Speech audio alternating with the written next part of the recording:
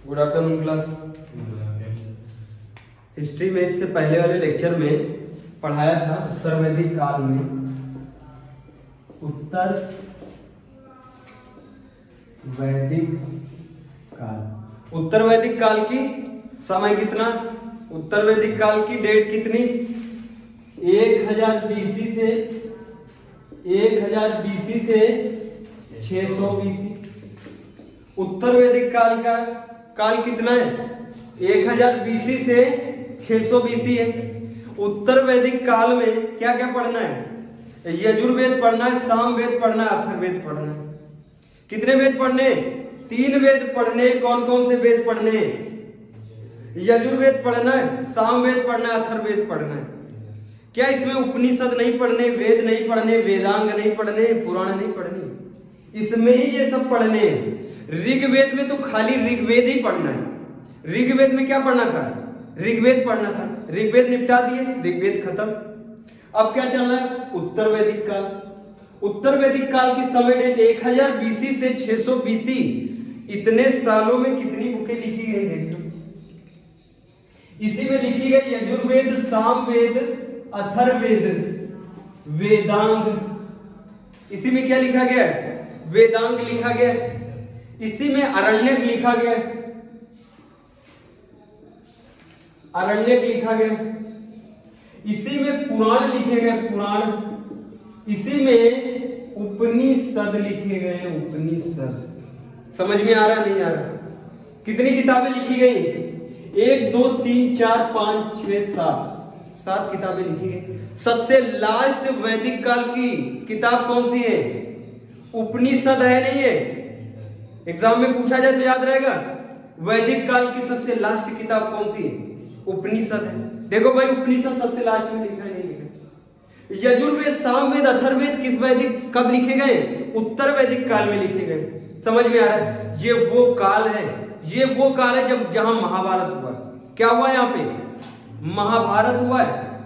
और वो काल था ऋग्वेदिक काल, जहां पे भगवान राम और रावण की लड़ाई हुई थी।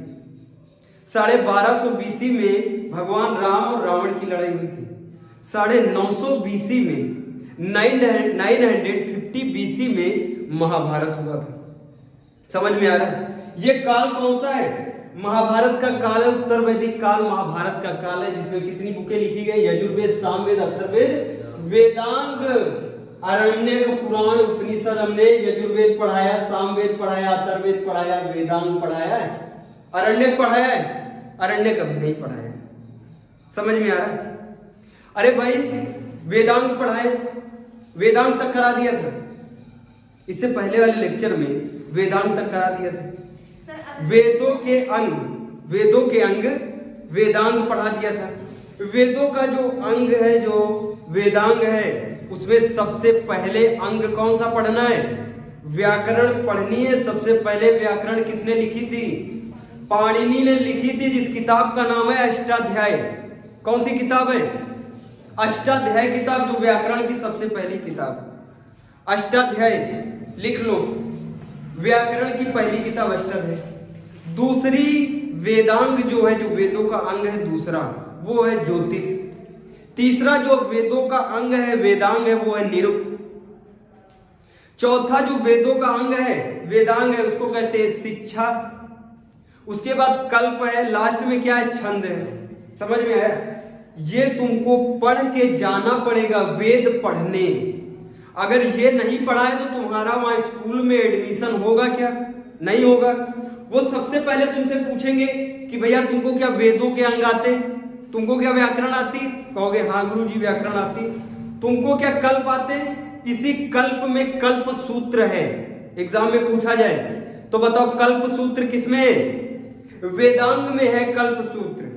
कल्प जो है उसी में कल्प सूत्र लिखा हुआ है। समझ में है। तो भैया वेद पढ़ने जाओगे तो वेदांग तो तुमको पढ़ के जाना पड़ेगा। क्लियर है, नहीं क्लियर, वेदांग पढ़ लिया। किसकी बारी है, अरण्यक की बारी है। अरण्यक में पहले पुराण की बारी है, पुराण के बाद अरण्यक। देखो पुराण की बारी, पुराण कितने, 18 पुराण। कितने पुराण है, 18 पुराण। लेकिन क्या 18 में पढ़ने, भाई 18 नहीं पढ़ने, हमको सिर्फ मेन 3 पुराण पढ़ने। कौन कौन से? पहला विष्णु पुराण, दूसरा कौन सा है? मत्स्य पुराण, मत्स्य पुराण। पहला विष्णु पुराण, दूसरा मत्स्य पुराण, तीसरा है वायु पुराण।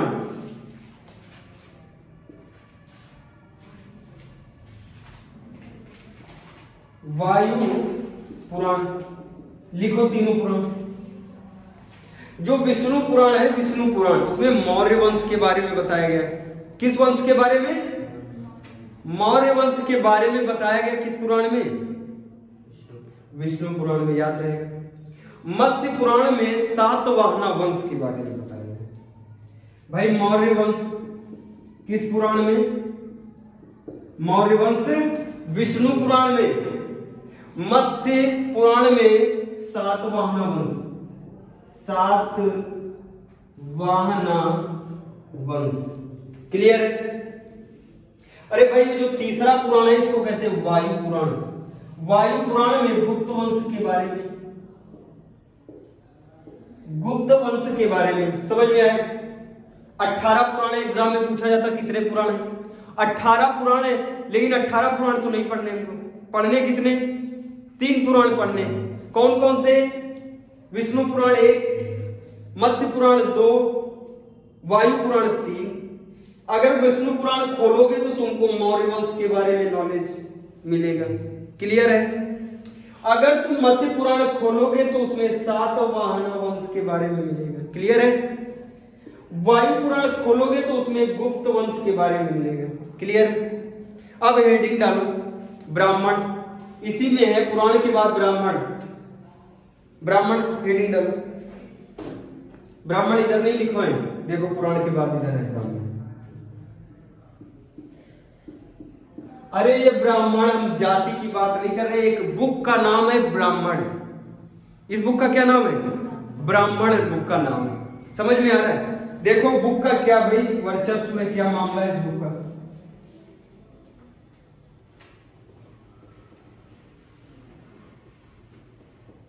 क्या क्या पढ़ना है हमको उत्तर वैदिक काल में? भाई यजुर्वेद पढ़ लिया हमने, युद्ध के बारे में, यज्ञ के बारे में यजुर्वेद में है।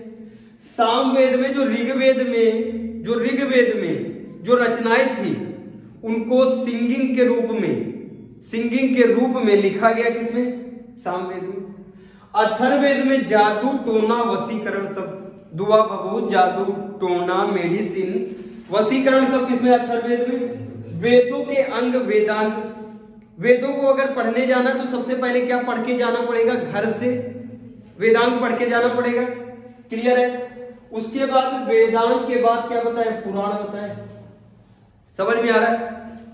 पुराण के बाद क्या है? ब्राह्मण है। समझ में आया? अरण्यक इसके बाद आएगा। देखो क्या है, पुराण के बाद क्या है? ब्राह्मण है। अब क्या पढ़ने जा रहे हैं? ब्राह्मण पढ़ने जा रहे हैं। इसको रब कर दे।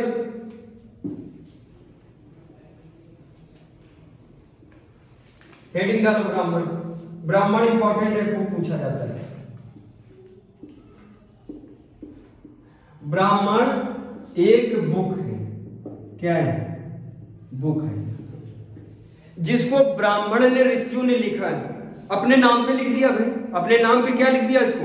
वो ब्राह्मण थे तो बुक का भी नाम क्या रख दिया? ब्राह्मण कर दिया। समझ में आ रहा है? ये एक ट्रांसलेशन बुक है, ये एक ट्रांसलेशन बुक है। कोई दिक्कत? Translation book. अरे भाई तुम कोई बुक पढ़ रहे हो, उसमें मीनिंग तुमको नहीं समझ में आ रही। पहले कौन सी वो ट्रांसलेशन बुक आती थी? ऑक्सफोर्ड की ट्रांसलेशन बुक। तुम कुछ भी पढ़ रहे हो, तुमको नहीं समझ में आ रहा। इस समय जो पढ़ रहे हो नहीं समझ में आ रहा, वो क्या पढ़ रहे हो जो नहीं समझ में आ रहा? वेद पढ़ रहे हो जो नहीं समझ में आ रहा। तुम वेद पढ़ रहे हो, तुमको नहीं समझ में आ रहा, उसके शब्द संस्कृत के नहीं समझ में आ रहे। क्लियर है? तो तुमको ट्रांसलेशन बुक साइड में एक रखनी पड़ेगी, नहीं रखनी पड़ेगी? उसके शब्द समझने के लिए ट्रांसलेशन बुक रखनी पड़ेगी। उस ट्रांसलेशन बुक का क्या नाम है? ब्राह्मण नाम है। समझ में आ रहा है? इस बुक में जो वेदों के शब्द हैं, वेदों के शब्दों का सरलीकरण है। क्या है? वेदों के शब्दों का सरलीकरण। अरे भाई किसी शब्द का सरलीकरण हो उसको क्या बोलते हैं? Translation book. तो ये हो गई ट्रांसलेशन बुक। फिर लिखना ऋग्वेद की कौन सी है ट्रांसलेशन बुक? ये हम लिखे ऋग्वेद और इधर लिखने जा रहे हैं ब्राह्मण ट्रांसलेशन बुक। ध्यान से लिखना, ट्रांसलेशन बुक, ट्रांसलेशन बुक। इधर क्या लिखा है? ऋग्वेद लिखा है। ऋग्वेद की ट्रांसलेशन बुक को कहते हैं ऐत्रेय ब्राह्मण। कौन से ब्राह्मण? ऐत्रेय ब्राह्मण। समझ में आया? ऋग्वेद अगर तुम पढ़ने जा रहे हो, शब्द नहीं समझ में आ रहे तुम, ऋग्वेद भाई पढ़ रहे हो, तुमको शब्द नहीं समझ में आ रहा, संस्कृत के हैं, बहुत कठिन शब्द हैं, तो तुमको कौन सी ट्रांसलेशन बुक रखनी पड़ेगी? साइड में ऐत्रेय ब्राह्मण रखनी पड़ेगी, नहीं रखनी पड़ेगी? समझ में आया? उसके बाद ऋग्वेद के बाद यजुर्वेद। यजुर्वेद बुक पढ़ने जा रहे हो, बुक के शब्द समझ में नहीं आ रहे, कौन सी बुक रखनी पड़ेगी साइड में? शतपथ ब्राह्मण। कौन सा ब्राह्मण? शतपथ ब्राह्मण ट्रांसलेशन बुक है। समझ लेना, ट्रांसलेशन बुक है। कौन सा ब्राह्मण? शतपथ ब्राह्मण। ये चारों जितनी भी 4 ट्रांसलेशन बुक है भाई, ऋग्वेद की ट्रांसलेशन बुक, यजुर्वेद की ट्रांसलेशन बुक, सामवेद की ट्रांसलेशन बुक, अथर्ववेद की ट्रांसलेशन बुक। 4 ट्रांसलेशन बुक में सबसे बड़ी जो ट्रांसलेशन बुक है वो कौन सी है? शतपथ ब्राह्मण। कौन सी बुक है? शतपथ ब्राह्मण। पूछा गया एग्जाम में, सबसे बड़ा ब्राह्मण कौन सा है? ट्रांसलेशन बुक कौन सी है सबसे बड़ी? शतपथ ब्राह्मण। देखो यजुर्वेद क्या है, बाद आएगा सामवेद। क्या आएगा? सामवेद आया। सामवेद तुमको समझ में नहीं आ रहा, सामवेद के लिए एक ट्रांसलेशन बुक रखनी पड़ेगी। वो ट्रांसलेशन बुक का नाम है पंचविश। कौन सी है ट्रांसलेशन बुक? पंचविश। ट्रांसलेशन बुक का नाम है पंचविश। कोई दिक्कत? फिर तुमको जादू टोना वशीकरण किसी पे करना है, किसी पे तुमको वशीकरण करना है, लेकिन उसके शब्द नहीं समझ में आ रहे तुमको। अब भाई वशीकरण की प्रक्रिया तो उसमें लिखी है अथर्ववेद में, लेकिन तुमको संस्कृत नहीं आती, इतने कठिन शब्द नहीं समझ में आ रहे, तो तुमको ट्रांसलेशन बुक लेनी पड़ेगी। उस ट्रांसलेशन बुक का नाम है गोपथ। अथर्ववेद की ट्रांसलेशन बुक, ब्राह्मण बुक गोपथ। कोई दिक्कत?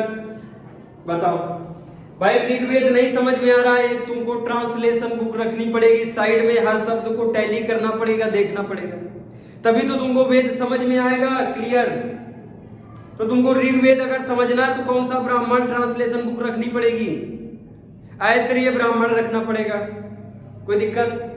तुम दूसरी बुक पढ़ना चाहते हो, युद्ध के बारे में पढ़ना चाहते हो, यज्ञ के बारे में पढ़ना चाहते हो, अच्छे से बुक लेके आए हो, यजुर्वेद लेके चले आए हो, समझ में बुक नहीं आ रही तुम्हारे, तो ट्रांसलेशन बुक लेनी पड़ेगी। उस ट्रांसलेशन बुक को क्या कहते हैं? ब्राह्मण बुक। तो कौन सी? शतपथ ब्राह्मण लाना पड़ेगा तुमको। समझ में आ रहा है? क्योंकि भाई यजुर्वेद में युद्ध है, युद्ध कोई छोटा मोटा युद्ध की कहानी नहीं होती, उसमें युद्ध के कई सारे नियम होते हैं। कोणकार युद्ध करो, है ना, ऐसे गोलाकार युद्ध करो, ऐसे करके बहुत डिटेल में होता है यजुर्वेद। तो बताओ डिटेल, फिर ट्रांसलेशन बुक भी तो डिटेल में होगी, तो सबसे बड़ी ट्रांसलेशन बुक ब्राह्मण, सबसे बड़ा कौन सा? शतपथ ब्राह्मण। कोई दिक्कत? सामवेद। गाने का शौक है तुमको, गाना चाहते हो, तो तुमको पंचविश ब्राह्मण खरीदना पड़ेगा, लाना पड़ेगा। समझ में आ रहा है? फिर अथर्ववेद के लिए कौन सा ब्राह्मण? गोपथ ब्राह्मण। क्लियर है? ब्राह्मण का मामला फिनिश। अब डालो अरण्यक। ब्राह्मण के बाद क्या पढ़ना है? अरण्यक। रफ कर दे, लिख लिया।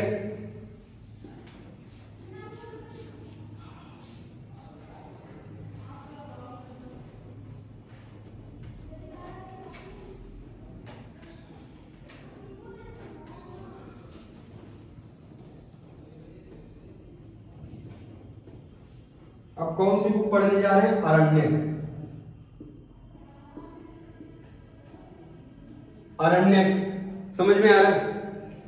आरण्यक बुक वो बुक है जो ऋषियों ने जंगल में बैठ के लिखी, जंगल में बैठ के लिखी गई है। जंगल में ज्ञान प्राप्त किया गया, जंगल में ज्ञान प्राप्त किया गया है और जंगल में ही बैठ के ये किताब लिखी गई।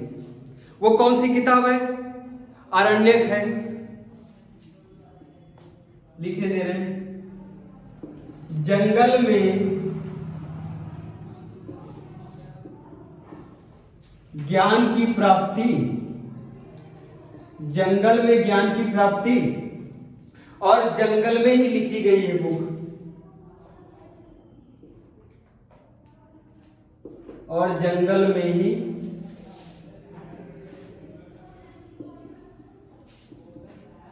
लिखी गई है ये बुक। तो बताओ जंगल बुक कौन सी? एक फिल्म आई थी जंगल बुक, तो बताओ जंगल बुक कौन सी है? आरण्यक जंगल बुक है। समझ में आए? जो पहली बुक है इसको कहते हैं बृहद आरण्यक। आरण्यक की जो पहली बुक है उसको कहते हैं बृहद आरण्यक। कोई दिक्कत? जो दूसरी बुक है वो है ऐत्रेय आरण्यक। एग्जाम्पल देखो,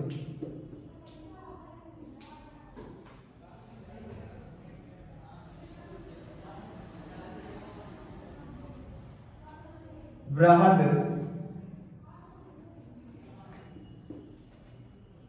आरण्यक,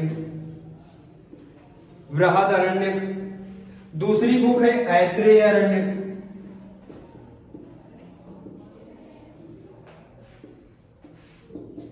ऐत्रेय आरण्यक।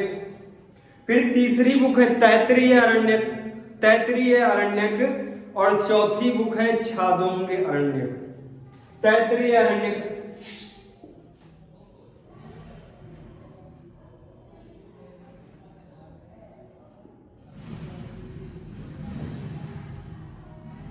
तैत्तिरीय आरण्यक।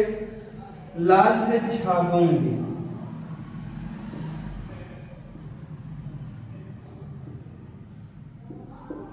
छादोंग अरण्यक। हो गई अरण्यक बुक कंप्लीट। अब डालो हेडिंग उपनिषद। अब क्या पढ़ना है? उपनिषद पढ़ने।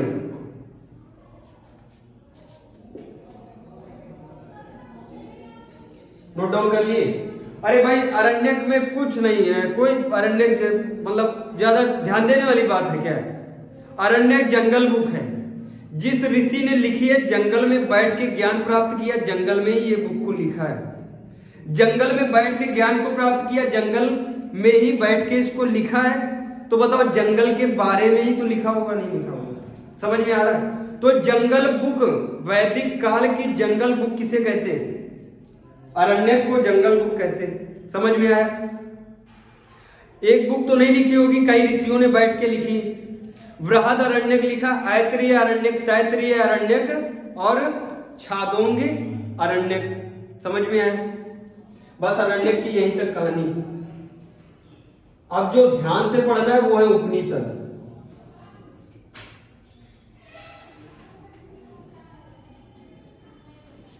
ध्यान से जो पढ़ना है वो क्या है? उपनिषद। अभी हमने तुमको जो मेन है वो क्या पढ़ाया? वेद बताया, मेन है, बड़े इंपॉर्टेंट है। समझ में आया? अब जो इंपॉर्टेंट बताने जा रहे हैं वो क्या है? उपनिषद। बीच में कौन है बताओ? अरण्यक। वेद और उपनिषद को जोड़ने वाला ग्रंथ अरण्यक। समझ में आ रहा? वेद और उपनिषद को जोड़ने वाला ग्रंथ उपनिषद, सॉरी अरण्यक। कड़ी ग्रंथ अरण्यक। समझ में आ रहा? दोनों को कड़ीबद्ध करने वाला अरण्यक। समझ में आया नहीं है? इसीलिए इसको क्या कहते हैं? कड़ी ग्रंथ कहते हैं। समझ में आया? अरण्यक को क्या कहते हैं? कड़ी ग्रंथ कहते हैं, क्योंकि ये वेद की कड़ी को ऐसे जोड़ के देखो, उपनिषद में ले जा रहा, नहीं ले जा रहा। समझ में आया? अब क्या पढ़ना है लास्ट में? उपनिषद पढ़ना। उपनिषद बहुत इंपॉर्टेंट है। हेडिंग डालो उपनिषद।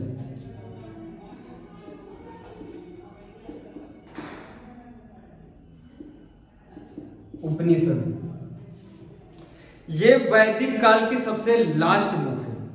वैदिक काल की सबसे लास्ट किताब कौन सी लिखी गई है? उपनिषद लिखी गई है। समझ में आ रहा? वैदिक काल की सबसे अंतिम बुक उपनिषद। ब्राह्मणों ने कौन कौन सी बुक लिखी? ऋग्वेद लिखा, यजुर्वेद लिखा, सामवेद लिखा, अथर्ववेद लिखा, वेदांग लिखे, पुराण लिखे, अरण्यक लिखा, सब कुछ ब्राह्मण ने लिखा। फिर क्षत्रियों ने कहा कि भैया हमको भी कौन सी पोजीशन चाहिए? ये है ब्राह्मण की पोजीशन, ये है क्षत्रिय की, पहले नंबर पे, दूसरा, तीसरा और चौथा। 4 ही वर्ण होते नहीं होते? अरे भैया ऋग्वेद के 10वें मंडल में पुरुष विराट के सिर से निकला ब्राह्मण। सिर बताओ सबसे टॉप पे नहीं है, तो सबसे टॉप पे कौन है? ब्राह्मण। सेकेंड नंबर पे क्षत्रिय, तीसरे नंबर पे वैश्य, चौथे नंबर पे शूद्र। समझ में आए? इसका बहुत जलवा है वैदिक काल में, बहुत जलवा इसका, ब्राह्मण का बहुत जलवा है। और यही जलवा ग्रहण कौन करना चाहता है? क्षत्रिय करना चाहता है, वैश्य भी करना चाहता है, लेकिन शूद्र नहीं कर सकता है, क्योंकि इसके पास तो कुछ है ही नहीं। मतलब भाई लड़ने के लिए तुम्हारे पास पैसा और तलवार होनी चाहिए, लेकिन इसको तो क्या बना के रखा है? बंधुआ मजदूर। समझ में आ रहा? उत्तर वैदिक काल में तो ये, अरे उत्तर वैदिक काल में जो ऋग्वेदिक काल में कर्म आधारित था, ये वर्ण व्यवस्था कर्म आधारित थी, इसको क्या कर दिया है? बिल्कुल जाति आधारित कर दिया है। अब ब्राह्मण का बेटा ही ब्राह्मण, क्षत्रिय का बेटा क्षत्रिय, वैश्य का बेटा वैश्य, शूद्र का बेटा शूद्र बनेगा। तो क्षत्रिय समझ गया कि हमको तो ये पोजीशन कभी मिलेगी नहीं भाई। पहली पोजीशन तो हम, मेरी पुश्तें निकल जाएंगी, चाहे जितने बच्चे आ जाए, पहली पोजीशन तो हम कभी ले ही नहीं पाएंगे।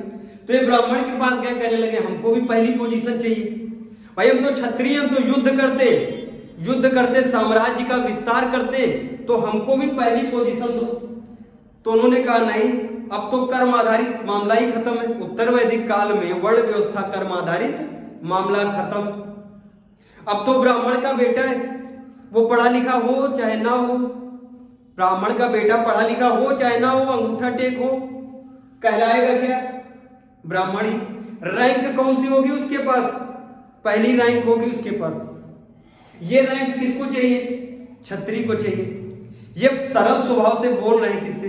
ब्राह्मण से, कि पहली रैंक हमको चाहिए। हम युद्ध करते, हम तो मेहनत करते, युद्ध करते। कहते भाई हाथों के युद्ध से कुछ नहीं होता। ब्राह्मण ने कहा हाथों का युद्ध तो हम भी करना जानते। किसका युद्ध होना चाहिए? दिमाग का युद्ध होना चाहिए।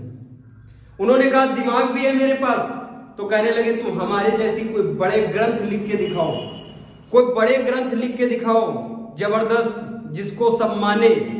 तो क्षत्रियों ने क्या लिखा है? उपनिषद लिखा है। और पीछे के सारे ग्रंथ किसने लिखे? ब्राह्मणों ने लिखे। इन्होंने क्या लिखा है? उपनिषद लिखा है। क्षत्रियों का ग्रंथ कौन सा है? उपनिषद है। गुस्से में आके इन्होंने उपनिषद को लिखना चालू किया। इनको ब्राह्मण ने भगा दिया अपने वहां से। किसको? क्षत्रिय को। कहा ऐसा काम करके तुम दिखाओ कि तुम पहली पोजीशन ग्रहण कर सको। कहने लगे क्या काम करना होगा? कहने लगे कुछ दिमागदार काम करो भाई। लड़ाई मार तो सब कर सकते हैं, लड़ाई मार तो बैल भी करते, जानवर भी आपस में लड़ाई मार करते नहीं करते, लेकिन क्या जानवरों के पास दिमाग होता है? इतना ज्यादा दिमाग होता है मनुष्य के बराबर। उन्होंने कहा हम श्रेष्ठ इसलिए हैं क्योंकि हमारे पास एक अलग वैरायटी का दिमाग है। हम ग्रंथ का निर्माण करते, जिस ग्रंथ को देख के दुनिया चलती। उस समय संविधान के आधार पे शासन नहीं होता था। उस समय किसके आधार पे शासन होता था? वेदों के आधार पे शासन होता था। समझ में आ रहा है? तो इन्होंने कहा ठीक है हम भी बुक लिखेंगे। कौन सी बुक लिख डाली? उपनिषद लिखा। हेडिंग डालो, गुरु के समीप बैठकर जो बुक लिखी गई, गुरु के समीप,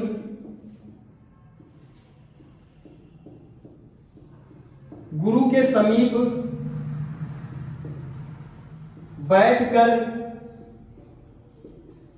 निष्ठा भाव से निष्ठा भाव से ज्ञान अर्जित करना। समझ में आ रहा है? उपनिषद में कहा कि तुमने तो सिर्फ बुक लिखी है, हम तो एक एक स्टूडेंट को बुला के अपने सामने बिठाएंगे और उससे कहेंगे तुम निष्ठा भाव से क्या करो, पढ़ाई करो निष्ठा भाव से। अभी इसमें देखना, ये लोग अपना रिवर्स दिमाग लगाएंगे। कौन? क्षत्रिय। ये ब्राह्मण के बच्चों को ये अपने वहां बुला के पढ़ाएंगे, ब्राह्मण के बच्चों को अपने वहां बुला के पढ़ाएंगे। अपाली ब्राह्मण था एक, अपाली, उसको बुला के अपने वहां पढ़ाएंगे। तो इससे ब्राह्मणों की इमेज डाउन होगी नहीं होगी? कि बताओ, ब्राह्मण क्षत्रिय के वहां पढ़ रहा है, ब्राह्मण ने तो वेद लिखे और उपनिषद पढ़ने कहां जाता है? क्षत्रिय के पास जाता है।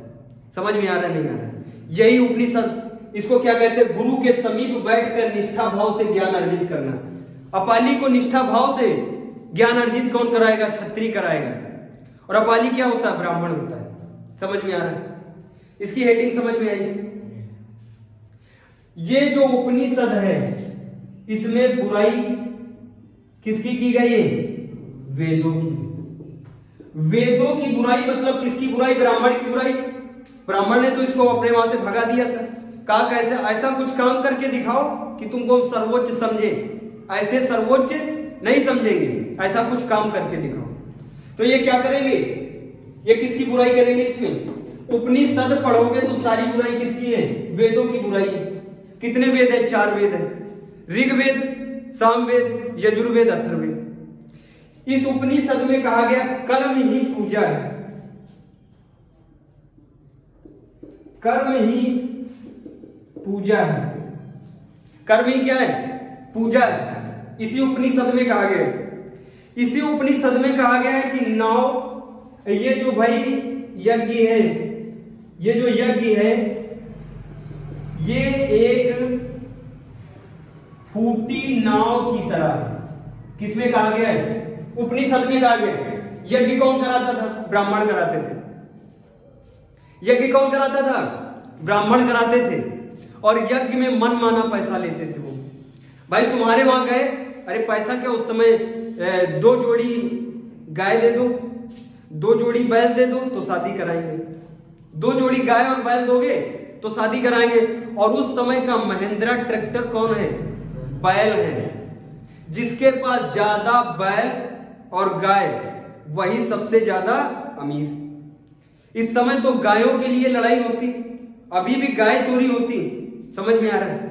कृषि प्रधान हो गया है, मतलब कृषि पे सबसे ज्यादा फोकस है, लेकिन तब भी तो कृषि किससे होती है? बैलों से होती नहीं होती। समझ में आ रहा है? तो बताओ, अगर ये गाय और बैल बराबर ब्राह्मण हर यज्ञ में लेने लगेंगे, अरे एक दिन में 4 शादी करा दी और 10-10 बैल ले लिए तो 10 चौक 40 हो गए। 40 बैल तो इनको आसानी से मिल गए, नहीं मिल गए? एक साल में एक शादी कराएंगे, अनेकों यज्ञ और शादी कराएंगे, कितने बैल हो गए और गाय हो गए इनके पास। क्षत्रिय के पास तो उतनी है नहीं भाई। क्षत्रिय अगर लड़ने गया, हार गया तो उसको अपने बैल देने पड़ेंगे। और जब भी किसी भी साम्राज्य से लड़ाई होती थी तो ब्राह्मण का कुछ छीना नहीं जाता था, ब्राह्मण को मारा नहीं जाता था, क्योंकि वेदों में गाय को मारना और ब्राह्मण को मारना क्या बताया गया है? पाप बताया गया, अघन्या बताया गया। तभी तो अशोक जब लड़े थे कलिंग का युद्ध, तो पहले ही अनाउंस करा दिए थे, अनाउंस कराए थे कि जितने भी ब्राह्मण हैं वो सब साइड हो जाएं। लेकिन अंधेरे में इतनी, मतलब जब लड़ाई हुई थी तो शाम हो गई थी, अंधेरा था, बहुत अंधेरा था, रात जो थी वो अंधेरे की थी, तो उसमें 8 ब्राह्मण मर गए थे। 8 ब्राह्मण मर गए तो उन्होंने पश्चाताप किया, किसने? अशोक ने, और उन्होंने अपना धर्म ही परिवर्तित कर दिया। अब समझ रहे हो कितना जलवा था उस समय। मतलब अगर किसी ने थप्पड़ मार दिया ब्राह्मण के तो वो समझ जाता था अब तो जिंदगी में हमको कोढ़ी होना है, अब तो कोढ़ियल होके ही मरना है जिंदगी में। अरे पहले हमने ऋग्वेद में देखा है कि भगवान राम ने, जो क्षत्रिय थे, उन्होंने किसको मारा? रावण को मारा। और लास्ट में क्या सुनने को मिलता है? क्या हो गए थे? कोढ़ी हो गए थे। ये धारणा बन गई सबके दिमाग में, नहीं बन गई कि अगर ब्राह्मण को तुम गाली भी दे दोगे तो नाखून गल के गिर जाएंगे, आंखें फूट जाएंगी, स्किन सड़ जाएगी, तो बताओ ब्राह्मण को कोई कुछ कहेगा? नहीं कहेगा। इस वर्चस्वता को चुनौती इनमें से कौन दे सकता है? वैश्य की क्षमता नहीं है देने की, वैश्य अभी इतना बड़ा नहीं हुआ है कि ये इसको चुनौती दे दे। ये चुनौती देगा, ये महाजनपद काल में चुनौती देगा, क्योंकि जो मौर्य थे चंद्रगुप्त मौर्य वो भी वैश्य थे। समझ में आ रहा है? लेकिन अभी इतनी क्षमता नहीं है ब्राह्मण को चुनौती देने की। अरे उसके घर पे उसके तबेले में 1-1 लाख गाय बंधी हुई है, 1 लाख गाय और बैल बंधे हुए हैं, बहुत अमीर है। इतने अमीर अंबानी जी को कोई मतलब गली में घूमता हुआ कोई गाली दे देगा उनके मुंह पे? कोई चुनौती दे देगा अंबानी जी को? अरे इतना पैसा है उनके पास, सेकंडों में मामला फिनिश हो जाएगा। तो उस समय सबसे ज्यादा पैसा किसके पास था? ब्राह्मण के पास था। वह कौन सिर्फ चुनौती देने का हाथ रखता है, जिगर छत्री रखता है। उसने चुनौती दी और इन दोनों की चुनौती पे इसने क्या कौन सी बुक लिख दी? उपनिषद बुक को लिखा। समझ में आए? इसमें आलोचना किसकी की गई पूछा गया है? वेदों की आलोचना किसमें मिलती है? उपनिषद में वेदों की आलोचना मिलती है। आलोचना किस प्रकार से? कर्म ही पूजा है, कर्म ही पूजा है। अरे कर्म करो वही पूजा है। ये सब जो ब्राह्मण लिख के रखे हैं सब वो क्या कहना चाहते हैं? ये सब बवाल है। कर्म करो वही पूजा है। यहाँ पे क्या लिखा है? यज्ञ एक फूटी नाव के समान है। यज्ञ कौन कराता था? ब्राह्मण कराते थे। और फूटी नाव के समान है मतलब यज्ञ वज्ञ सब बंद करो। समझ में आ रहा है? फिर कहा है शिक्षा पे फोकस करो। शिक्षा पे फोकस करो। किसमें कहा गया है? उपनिषद में कहा गया कि ज्ञान अर्जित करो और ये ब्राह्मणों के चक्कर में ना पड़ो, वेदों के चक्कर में ना पड़ो, ज्ञान अर्जित करो। वो भी ज्ञान कौन सा? इस आत्मा को कनेक्ट किससे कराना है? परमात्मा से कनेक्ट कराना है। इसी उपनिषद में कहा गया है कि ये जो सारा संसार है ये मिथ्या है, झूठ है। मिथ्या का मतलब क्या होता है? झूठ। केवल एक ही सत्य है, वो कौन है? ब्रह्मा सत्य। ब्रह्म ही सत्य है, संसार मिथ्या है। किसमें कहा गया? उपनिषद में। तो बताओ ब्राह्मण की दुकान बंद कौन करा रहा है? छत्री बंद करा रहा है। चुनौती दे रहे नहीं दे रहे? एक बुक लिख दी, कौन सी? उपनिषद लिखी। कहा उपनिषद को पढ़ो, उपनिषद को पढ़ो भाई, इसमें ब्रह्मा से कनेक्टिविटी है तुम्हारी। यज्ञ वज्ञ सब क्या है? बवाल है। तुमको शादी करना है, अरे बढ़िया से शादी कर लो। अरे यही उपनिषद है क्षत्रियों का लिखा हुआ, जिसमें शादी राक्षस शादी, इसी में मतलब राक्षस शादी को इसमें क्या बताया गया? ठीक ठाक बताया गया। राक्षस शादी वो होती किसी लड़की को जबरन कब्जा करके अपने घर ले आओ। समझ में आया? पृथ्वीराज चौहान ने संयोगिता से कौन सी शादी की थी? राक्षस शादी की थी। समझ में आया? पृथ्वीराज चौहान कौन थे? क्षत्रिय थे। कहते जो राक्षस शादी करता है वो क्षत्रिय धर्म का पालन करता है। वो असली क्षत्रिय जो किसी स्त्री को उठा के ले चला है अपने, उसके घर से उसको पसंद आ गई और उसके घर पे जाए जबरन, उसके माता पिता को मार के कुछ भी करना पड़े, जबरन स्त्री को उठा के कहां लाना है? अपने घर लेके आना है। एक शादी नहीं करनी है, 10 से तो ऊपर शादी करनी है। ये कौन सी शादी कहलाती है? राक्षस शादी। समझ में आ रहा है? इनको कौन सपोर्ट कर रहा है? क्षत्रिय। लेकिन हमारे वेदों में कौन सी शादी लिखी है? ये वही शादी है जो वेदों में लिखी है। एक बार जो होती है तो वो 7 जन्म तक निभाई जाती है। एक ही शादी 7 जन्म तक निभाई जाती है। ये लोग कौन सी शादी को प्रमोट करते? कानूनी शादी, 7 फेरों वाली शादी। किसमें लिखी है? वेदों में लिखी है। राक्षस शादी को कौन सपोर्ट करता है? क्षत्रिय सपोर्ट करते हैं। समझ में आ रहा है? नोट डाउन करो।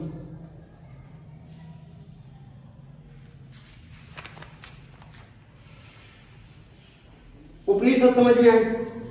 पहला उपनिषद लिखो, वेदों के उपनिषद। वेदों को चुनौती दे रहे हैं उपनिषद से। उन्होंने ऋग्वेद लिखा तो इन्होंने कहा ऋग्वेद के बिल्कुल बराबर में हम एक उपनिषद लिखेंगे। लिखो वो कौन सा उपनिषद है? लिखने जा रहे हैं वेद और इस साइड में उपनिषद। ध्यान देना, बहुत इंपॉर्टेंट है। स्टेट पीसीएस यूपीएससी के एग्जाम में कोई भी एग्जाम हो, चाहे जितना बड़ा एग्जाम हो, इससे बाहर हम गारंटी लेते हैं हिस्ट्री जा नहीं सकते। ये जो हम पढ़ा रहे हैं कक्षा 11-12 की एनसीईआरटी, कक्षा 11-12 की एनसीईआरटी से काम भाग जाएगा क्वेश्चन। ये इधर हम लिख रहे हैं वेद, पहला वेद ऋग्वेद, इधर हम लिख रहे हैं उपनिषद। ऋग्वेद को चुनौती देने के लिए जो उपनिषद लिखा गया, लिखो ऐत्रेय उपनिषद। पूछा जाता है ऐत्रेय उपनिषद किसका उपनिषद है? ऋग्वेद का उपनिषद है। ऐत्रेय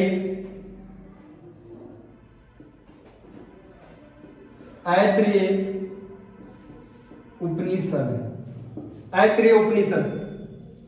ऋग्वेद को चुनौती देने के लिए कौन सा वेद लाए? ऐत्रेय उपनिषद। फिर इसी में दूसरा ऋग्वेद को चुनौती देने के लिए तैत्तिरीय उपनिषद, दूसरा उपनिषद डालो, तैत्तिरीय उपनिषद।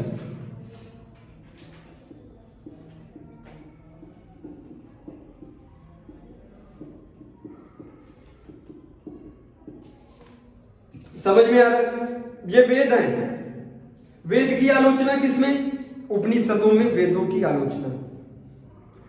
इस वेद को चुनौती दिया किससे? पहले ऐत्रेय उपनिषद से, काम नहीं चला इनका। दूसरा फिर उपनिषद ऋग्वेद को चुनौती देने के लिए लाए तैत्तिरीय उपनिषद। इसी तैत्तिरीय उपनिषद में हरित क्रांति का नारा है। समझ में आ रहा है? पूछा गया है कि इस उपनिषद में हरित क्रांति जैसी बात है, लेकिन क्या हरित क्रांति शब्द उस समय चलता होगा?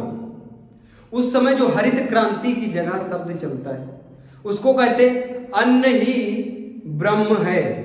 नहीं सॉरी, अन्न ही ब्रह्म ये वाला नहीं, लिखो अधिक अन्न उपजाओ, वही तो हुआ हरित क्रांति। अधिकाधिक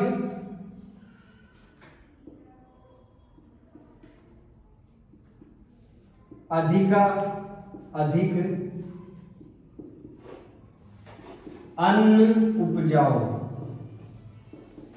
अधिकाधिक अन्न उपजाओ का मतलब क्या है? हरित क्रांति। देखो हरित क्रांति, हरित क्रांति का नारा सबसे पहले उपनिषद में, हरित क्रांति का नारा सबसे पहले कौन से उपनिषद में? तैत्तिरीय उपनिषद में। तैत्तिरीय उपनिषद कौन सा उपनिषद है? किसका उपनिषद है बताओ? ऋग्वेद का उपनिषद है। इन्होंने ऋग्वेद से इसलिए अटैचमेंट बनाई है ताकि वेदों का वर्चस्व था। हर इंसान आज एनसीईआरटी पढ़ना चाहता, नहीं पढ़ना चाहता, लेकिन हम अगर कोई बुक अभी छाप दें लिख के और उस पर लिख दें एनसीईआरटी पे आधारित, तो बताओ बुक खूब चलेगी नहीं चलेगी? कहेंगे भाई एनसीईआरटी पे आधारित है तो जरूर पढ़ना चाहिए। बताओ ऋग्वेद है मेन, लेकिन आधार किसको बना दिया? ऋग्वेद को बना दिया। लेकिन है क्या ये? उपनिषद है। उपनिषदों में बुराई किसकी है? वेदों की बुराई। इसी पहले उतारा कौन सा उपनिषद? ऐत्रेय उपनिषद। फिर दूसरा उपनिषद कौन सा? तैत्तिरीय उपनिषद। इसी उपनिषद में क्या लिखा है देखो बड़ा बड़ा, अधिकाधिक अन्न उपजाओ। अधिकाधिक अन्न उपजाओ का मतलब हरित क्रांति लाओ, खूब अन्न उपजाओ। इसी में नारा दिया गया है अन्न ही ब्रह्म है, अन्न ही ब्रह्म है।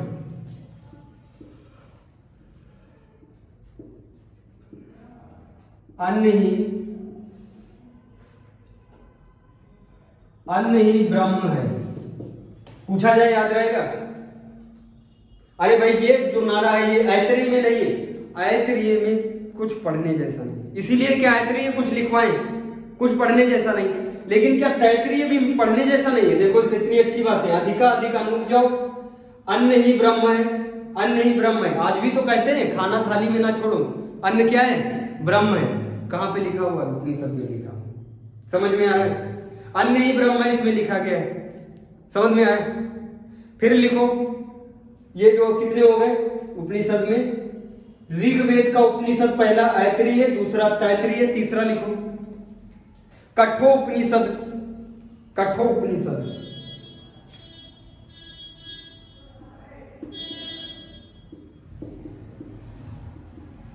कठोपनिषद ध्यान से लिखो, कठोर उपनिषद।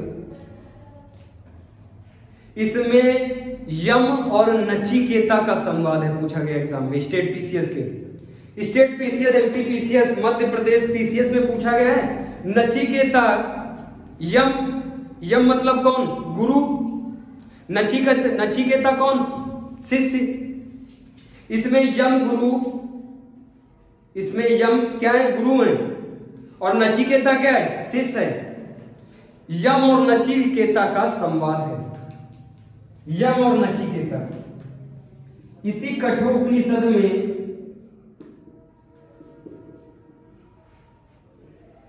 यम और नचिकेता संवाद है। कोई दिक्कत? यम और नचिकेता संवाद किसमें? कठोपनिषद। समझ में आ रहा है? कठोपनिषद में यम और नचिकेता संवाद है। इसी कठोपनिषद में ओम का उच्चारण है।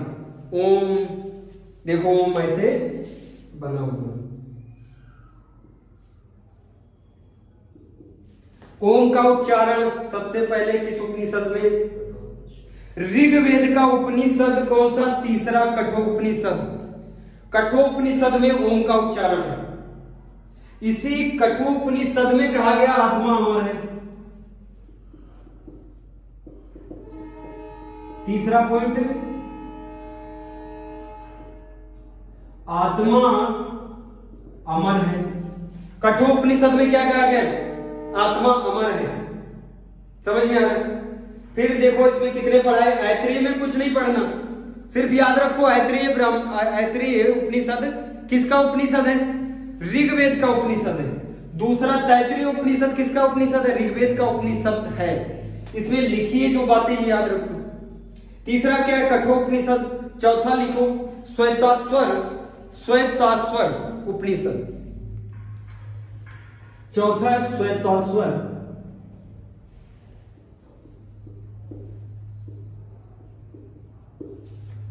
श्वेताश्वर उपनिषद। इसमें कपिल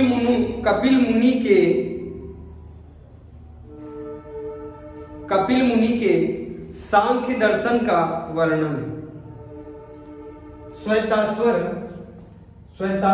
उपनिषद, श्वेताश्वर उपनिषद। इसमें किसका है? कपिल मुनि का सांख्य दर्शन। इसी में कपिल मुनि का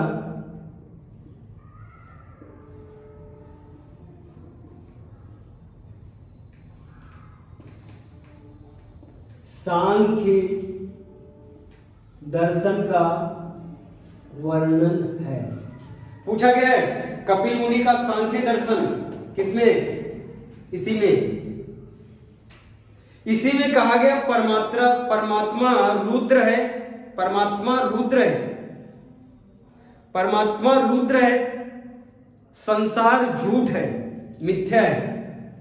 परमात्मा रुद्र है, संसार झूठ है। अरे दिमाग लगाओ तो संसार झूठ है कि नहीं है? सोचो, पूरा संसार लेके जाओगे अपने साथ? ये इसकी नहीं है, आखिर तो कुछ भी साथ नहीं जाएगा, पैसा कपड़े कुछ साथ जाएगा। तो बताओ संसार क्या है? झूठ है, मिथ्या है। और रुद्र कौन है? परमात्मा ही रुद्र है, वही सत्य है। परमात्मा ही सत्य है, संसार मिथ्या है। किसमें? इसमें ही कहा गया है। कौन सा है उपनिषद? श्वेतेश्वर उपनिषद। समझ में आया? इसी में उपनिषद है मैत्रायणी उपनिषद। सारे उपनिषद, ऋग्वेद के सारे उपनिषद पढ़ने पड़ेंगे, मजबूरी है। क्वेश्चन बड़े एग्जाम में पूछे गए। समझ में आ रहा? श्वेतेश्वर उपनिषद समझ में आया? अब जिस उपनिषद की बात करने जा रहे हैं उसको कहते हैं मैत्रायणी उपनिषद। मैत्रायणी उपनिषद देखना भाई। उपनिषद में देखो, उपनिषद किसने लिखा ज्यादा से ज्यादा? छत्री ने। वेदों में जो वेद लिखे हैं ब्राह्मणों ने, महिलाओं को सबसे ज्यादा वरीयता दी, सबसे ज्यादा इज्जत दी। किसमें? वेदों में। भाई वेदों में हमने देखा कि सभा समिति विधाता ऋग्वेद में थे, उनमें महिलाओं को जाना क्या था? अलाउ था। महिलाओं को बुक लिखना, वेद लिखना अलाउ था नहीं था?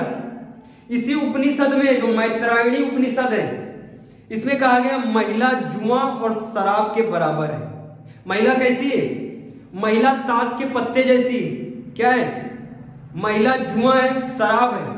क्योंकि अगर तुमको जुआ, शराब की लत और महिला, ये तीनों क्या करती? पुरुष का विनाश करती। किसमें बताया गया है?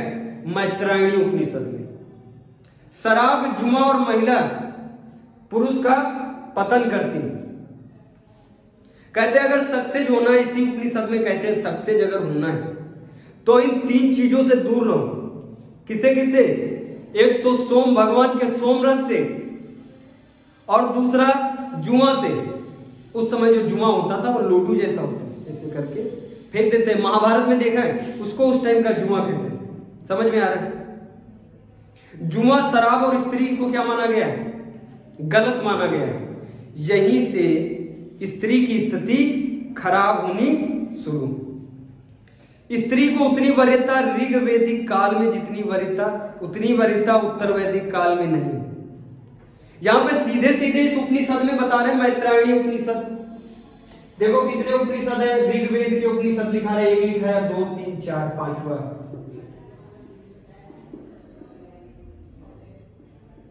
मैत्रायणी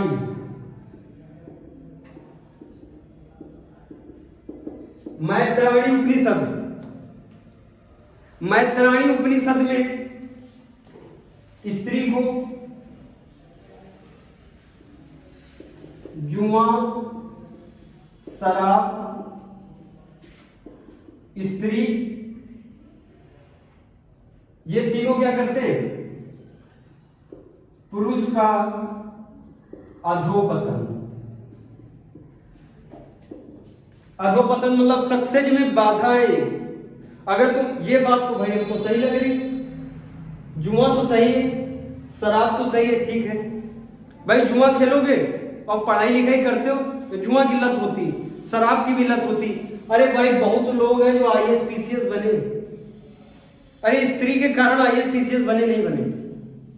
अरे बेवकूफ जिसने लिखा है, अरे मेरे भाई स्त्री से ही तो दुनिया है, पूरी दुनिया तो स्त्री से ही है। अरे कोई लड़का क्या लड़के को जन्म देता है क्या? कोई मेल को या फीमेल को जन्म देता है? इससे अच्छी तो सिंधु घाटी सभ्यता थी नहीं थी, जिसमें जगत जननी माना गया किसको? स्त्री को माना गया। इससे अच्छा तो ऋग्वैदिक काल था, जिसमें सर्वश्रेष्ठ माना गया स्त्री को। अपाला घोषा लोगों को क्या कहा गया है? विदुषी मतलब वो स्त्री जो बहुत ज्ञानी है, वेदों का लेखन कर सकती, उनको विदुषी कहते हैं। समझ में आया? तो बताओ स्त्री की स्थिति घटने लगी नहीं घटने लगी? अब कल पढ़ाएंगे, इसी में लिख लो ईशो उपनिषद लास्ट वाला। ईशो उपनिषद लास्ट है, 6 उपनिषद है ऋग्वेद के, 6 उपनिषद।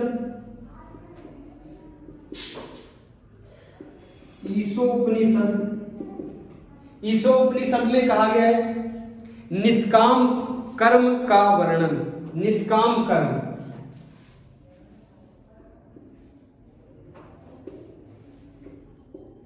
कर्म का वर्णन है। निष्काम कर्म समझते हो? निष्काम कर्म करते जा बेटा, फल की चिंता मत कर। इसी को क्या कहते हैं? निष्काम मतलब उस अर्थ की चिंता ना करो, जो अर्थ मिलने वाला है उसकी चिंता ना करो। वो तो मिलेगा, नहीं मिलेगा कोई बात नहीं, लेकिन कार्य करते रहो। एक दिन तो फल मिलेगा, अच्छी बात है। ईशो उपनिषद में अच्छी बात है, निष्काम कर्म का वर्णन है, अच्छी बात है, ठीक है। लेकिन मैत्रायणी उपनिषद जो है ऋग्वेद का, ये याद रखना, जुआ, शराब, स्त्री, पुरुषों का अधिपतन, पुरुषों को बर्बाद करने वाली 3 चीजें, शराब, जुआ और स्त्री, उपनिषद में कहा गया। क्योंकि भाई इन लोगों को क्या करना है? इन लोगों को सब चीज मुट्ठी में करना है। स्त्रियों का भी जलवा है ऋग्वेदिक काल में, तो इनको भी तो नीचे दिखाना है, नहीं दिखाना है। धीरे धीरे स्टार्ट करेंगे, अभी आगे चल के बिल्कुल स्थिति खराबी कर देंगे। समझ में आ रहा है? नोट डाउन कर लो।